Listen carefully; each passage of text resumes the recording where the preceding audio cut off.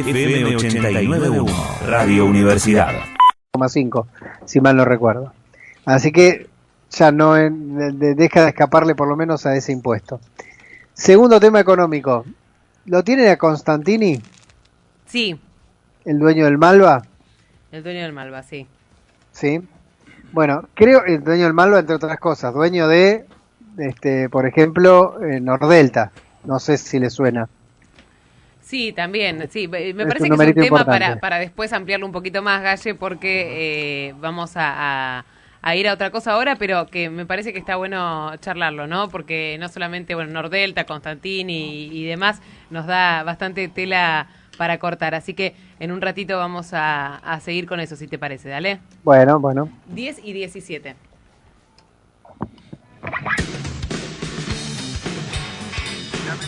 La verdad está a la vuelta de la esquina. Nada es lo que parece. Nada es lo que parece.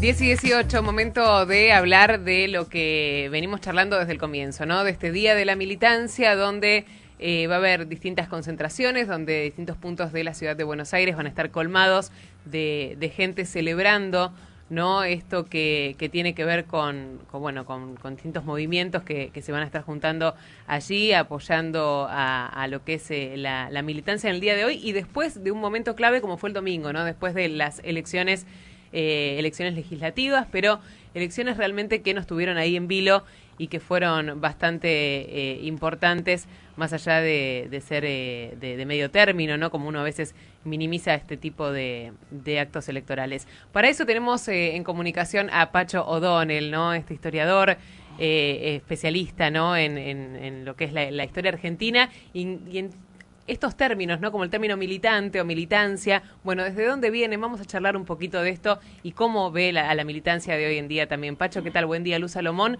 el Gallego Fernández y todo el equipo lo saludamos. ¿Qué tal? ¿Cómo les va? Buenos días. Bien, muy bien.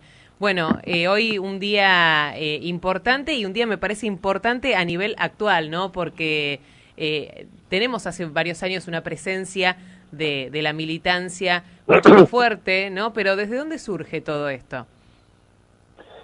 El Día de la Militancia celebra el primer regreso concretado de Perón, porque hubo otro previo que fue detenido en Río de Janeiro, que fue durante el gobierno de Arturo Illia y que debió regresar a su exilio. Este se concreta el 17 de noviembre del 72, de 1972. Es un vuelo de Alitalia que sale desde Roma y que estratégicamente viene acompañado por un conjunto de personas muy amplio, muy pluralista. Son más de 150 personas, de los cuales ha ido algunos políticos, sindicalistas, artistas, boxeadores, en fin, hay un espectro muy amplio que entre otras cosas, lo que se pretende es impedir que el avión sea derribado, o sea, estaba también riesgo de que el avión fuera derribado de guerra argentino, ¿no? Uh-huh. Pacho, lo escuchamos un poquito lejos ahora, es como que se va la voz. ¿Ahora me escuchás? Ahí, sí. Perfecto, ahora sí. Es el éxito de la militancia, porque Uh-huh. con el dicho, con el eslogan de lucha y vuelve, hubo toda un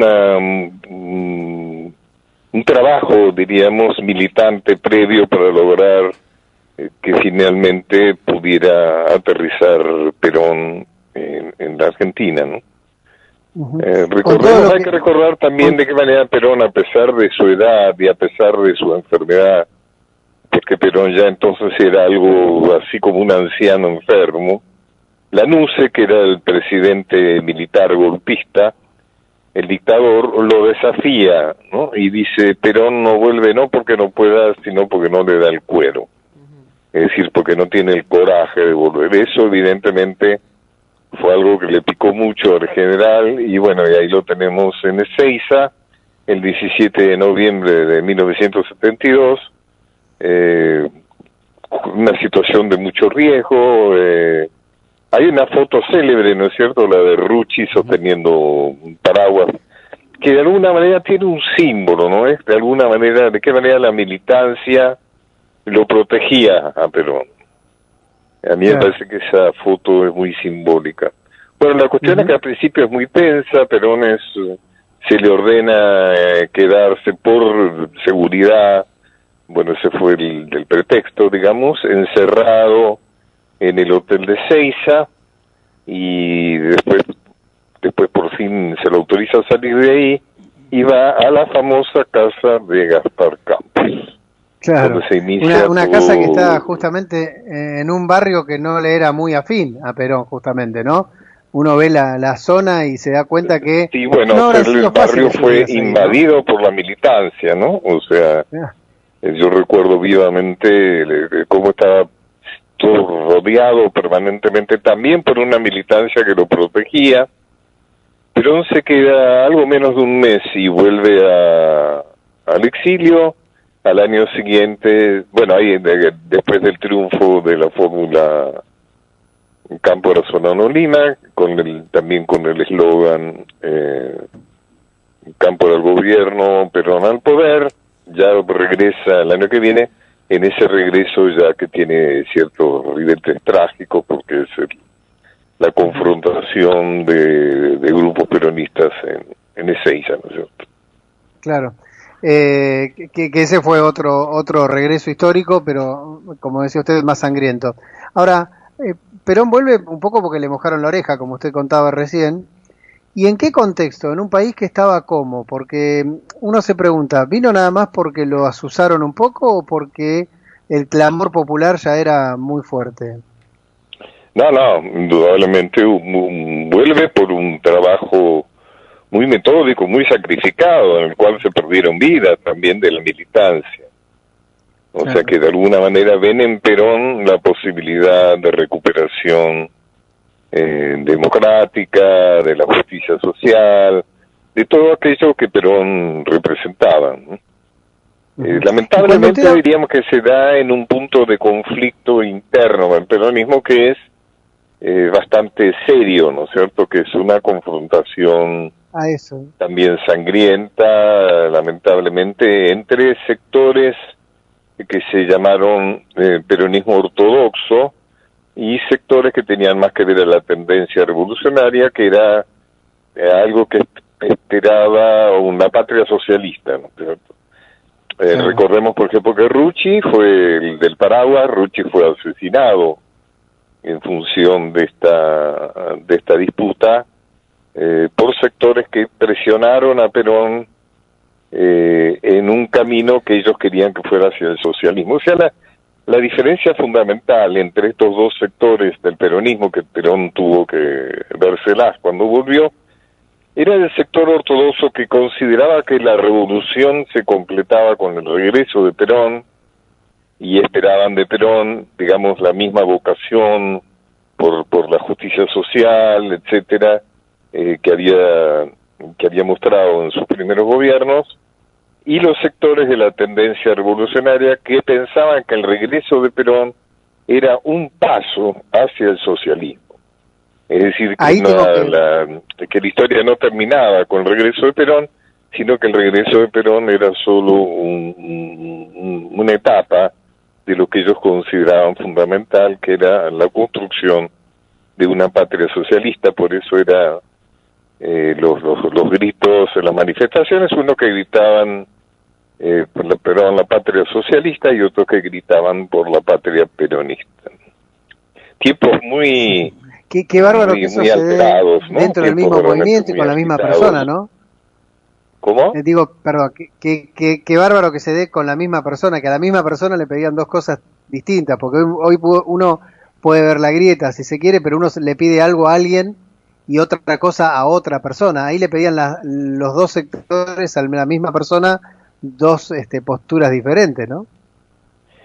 Ahí fue un gran escritor que fue Osvaldo Soriano, de quien fui amigo, y Osvaldo Soriano escribió una novela espléndida que se llama No habrá más pena ni olvido, que luego Sí. Héctor Olivera lleva al cine muy bien, donde se muestra claramente cómo hay dos sectores del peronismo, contado con dramatismo, pero también con humor, cómo se matan entre sí, ¿no es cierto? De qué manera hay una gran violencia recíproca.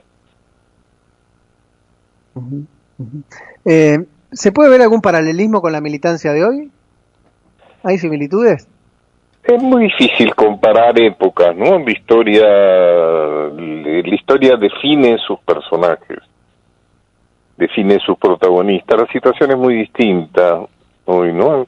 Yo diría que es muy grave, que también es muy grave, pero lamentablemente es más compleja.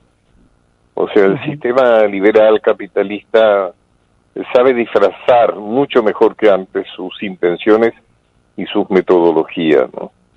O sea, ¿cómo se hace para militar contra el Fondo Monetario Internacional? O sea, se puede militar contra un gobierno militar golpista y obligarlo a tomar medidas por la militancia. Ahora, ¿qué se puede militar cuando el enemigo es, por ejemplo, como ejemplo, el Fondo Monetario Internacional y los sectores económicos financieros internacionales, que ya ni siquiera tienen nacionalidad, ¿no es cierto? En los tiempos de Carabinino Ortiz, de Jauretche, era claro que el adversario era la dominación británica sobre la economía y sobre la política argentina. O sea, tenía nombre, tenía país, tenía embajada, tenía...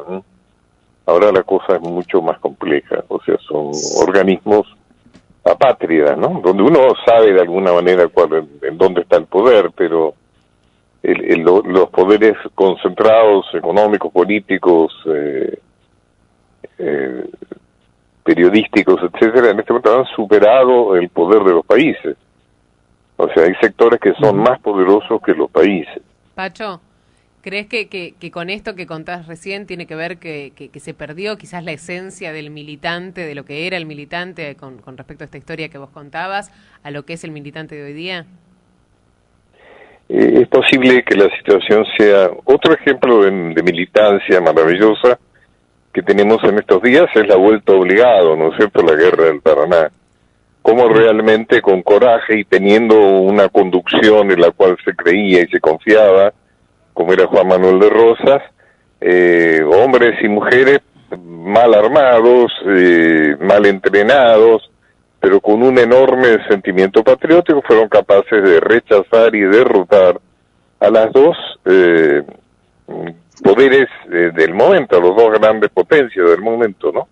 Inglaterra y Francia. Y también, pero también ahí es muy claro dónde está el enemigo. Hoy lo difícil, lo que dificulta todo un proceso de militancia heroica, como es en estos dos casos, es que el enemigo está confundido, se esconde, se disfraza, naturaliza lo que no es natural. Y entonces ahí la cosa se vuelve más complicada. A lo largo de la historia han aparecido personajes, no sé, tipo Milei, digo yo, pues trataba de repasar en la historia si apareció algún advenedizo así con ideas, digamos, totalmente diferentes para la época, pero además con un alto grado de, digamos, de violencia contra el sistema en general.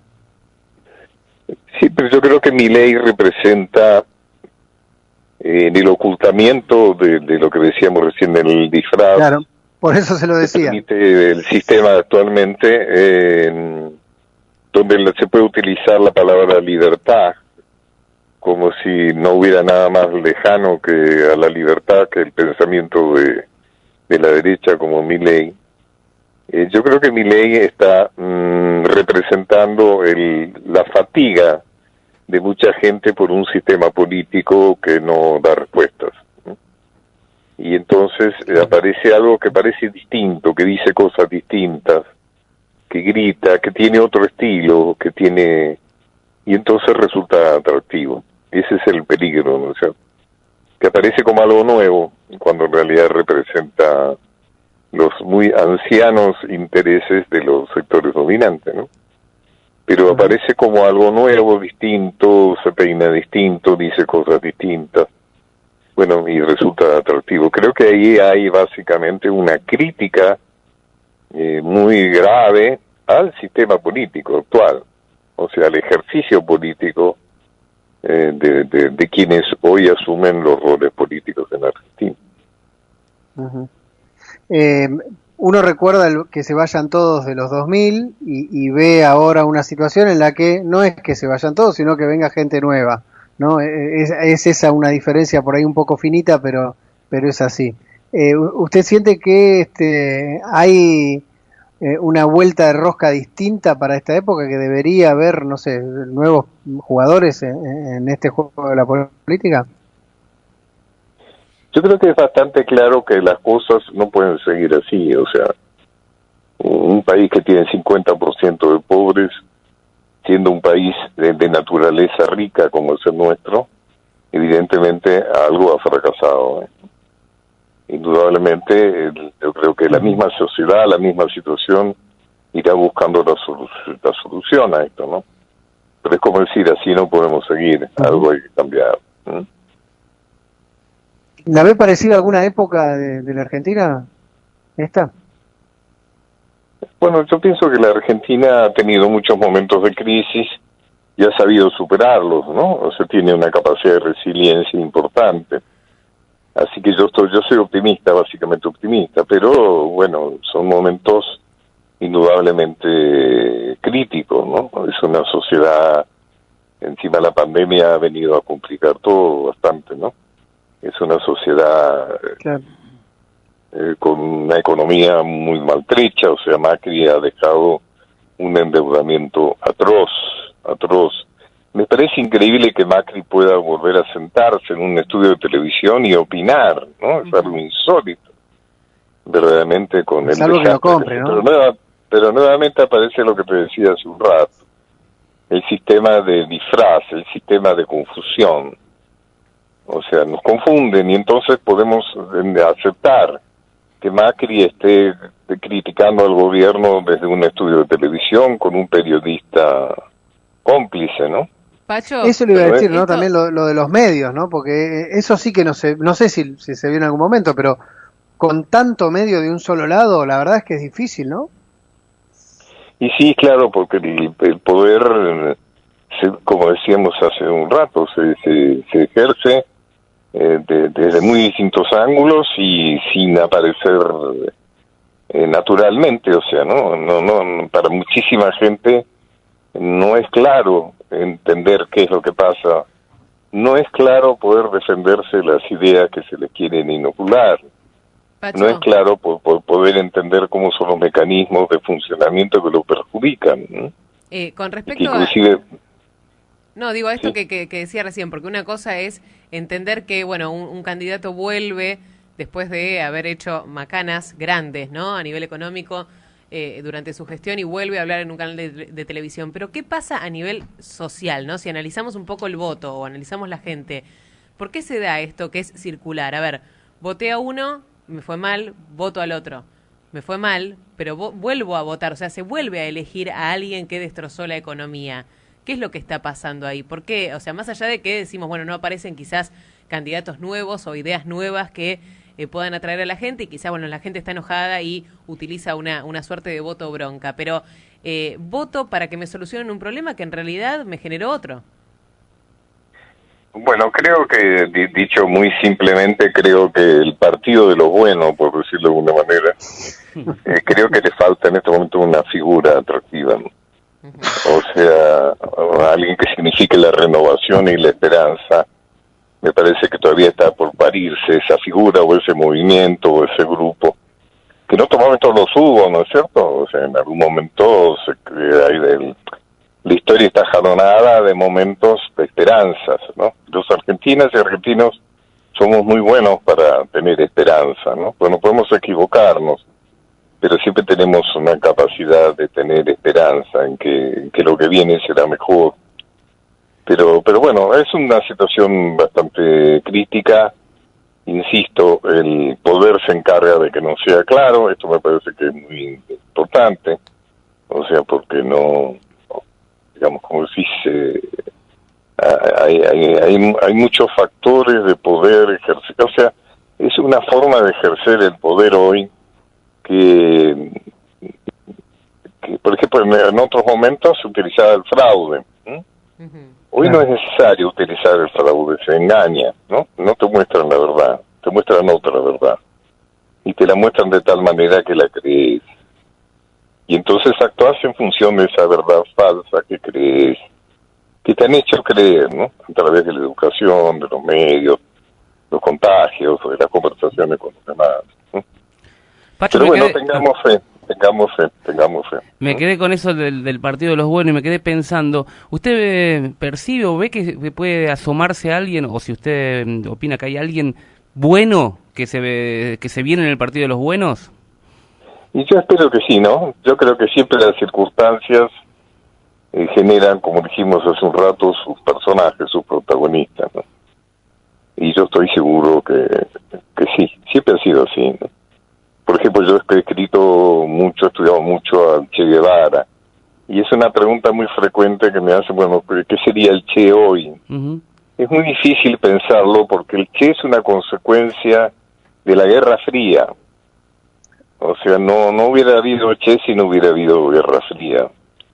Entonces, en estos casos, digamos, creo que las situaciones generan aquellos que están en condiciones personales de asumir representaciones, ¿no es cierto? En ese sentido, sí, creo que seguramente estamos en un momento de crisis. La crisis siempre es una forma de resolver los problemas. Bueno, muchas gracias. Bueno, Pacho, gracias. Nos quedamos pensando. Gracias, nos quedamos ahí como reflexionando. Un gusto a sus órdenes. Felicitaciones por la radio, que está muy bien. Bueno, muchas gracias. Nos quedamos como, todos fuimos alumnos aquí en la universidad, la verdad que lo estuvimos escuchando atentamente como una clase de maestra, así claro, que total. Muchas gracias también por regalarnos este rato.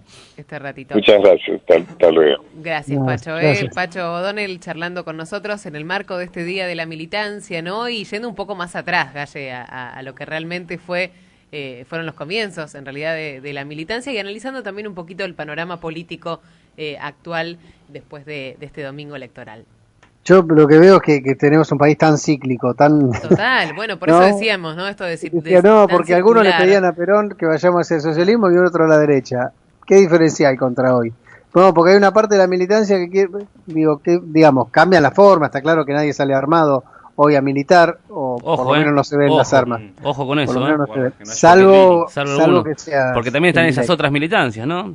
Claro, por eso. Las militancias del otro lado, por ejemplo, donde, por ejemplo, el otro día se escuchó el que no... Desde la Universidad Nacional de La Matanza, Radio Universidad FM 89.1. Siempre cerca.